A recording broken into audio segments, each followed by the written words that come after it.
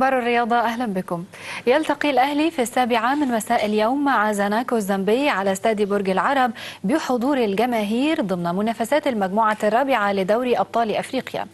وقبل المباراة أكد حسام البدري مدرب الأهلي أنه درس الفريق الضيف جيدا، مؤكدا أن خبرات لاعبي الأهلي تؤهلهم للمنافسة على أكثر من بطولة محلية وقارية. ويلعب الأهلي في المجموعة الرابعة مع الوداد البيضاوي والقطن الكاميروني وزاناكو. وفي المجموعة الثانية بدور المجموعات لدوري الأبطال تغلب الزمالك على كابس يونايتد بطل زامبيا بهدفين دون رد. افتتح باسم مرسي التسجيل في الدقيقة 57 قبل أن يضيف ستانلي الهدف الثاني في الدقيقة 84. الفوز رفع رصيد الزمالك إلى 3 نقاط بالمركز الثاني خلف اتحاد العاصمة الجزائري الذي تصدر المجموعة بعد فوزه على أهلي طرابلس الليبي بثلاثية نظيفة.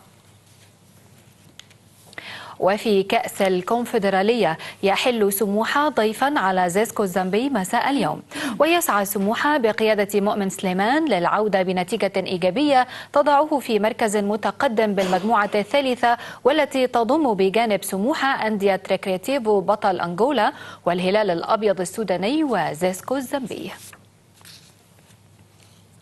توج تشيلسي بلقب الدوري الإنجليزي للمرة السادسة في تاريخه. جاء تتويج البلوز باللقب بعد الفوز على ويست بروميتش ألبيون بهدف نظيف ضمن منافسات الجولة 37 للبطولة.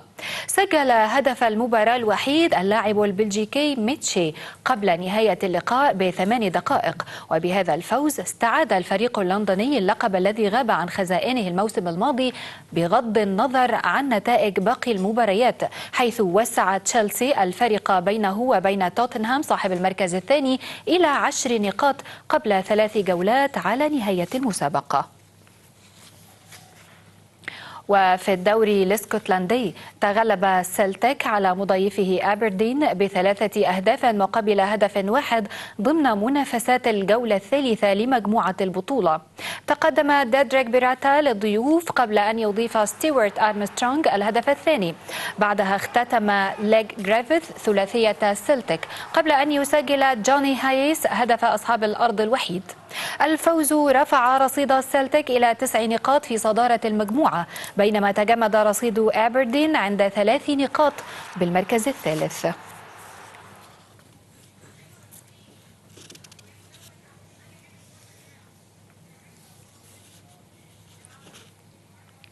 وفي الجولة 28 للدوري الروسي تغلب سيسكا موسكو على ضيفه أرسنال بوتا بثلاثية نظيفة.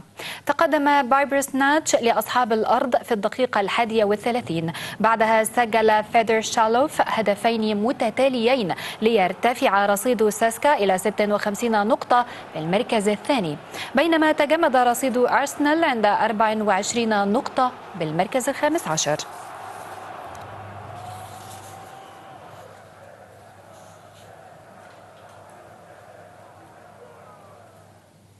وفي بطولة مدريد للتنس تأهل بابلو كويفس من أوروغواي لنصف النهائي بعد فوزه على الألماني ألكسندر زافيروف بمجموعتين مقابل مجموعة واحدة بنتيجة 3-6 6-0 و6-4. كما تأهل المصنف الثاني الصربي نوفاك ديوكوفيتش لنصف النهائي بعد انسحاب منافسه الياباني كينيشيكوري قبل المباراة بسبب إصابة في المعصم. وسيلعب ديوكوفيتش مع الإسباني رافائيل نادال في نصف النهائي بعد فوز نادال على البلجيكي ديفيد جوفان بمجموعتين دون رد وبواقع 7-6 6-2.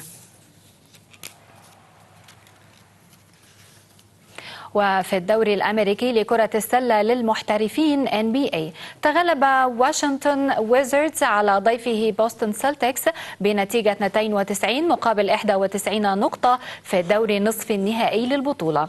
سجل جون وول رمية ثلاثية قبل 4 ثواني على نهاية اللقاء، وتألق برادلي بيل وسجل 63 نقطة ليساعد فريقهما على الفوز وإنعاش آماله في بلوغ الدور النهائي للقسم الشرقي بعدما تعادل مع سلتكس بنتيجة 3-3 في سلسلة الأدوار الإقصائية التي تحسم على أساس الأفضل في 7 مواجهات.